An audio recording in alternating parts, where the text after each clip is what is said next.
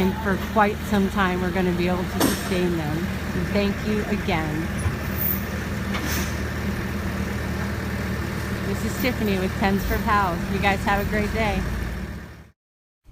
I wanted you all to see how much love, energy, and effort was put into loading this 18-wheeler with items from 7 different fire departments, and the truck driver actually drove all night from Pennsylvania.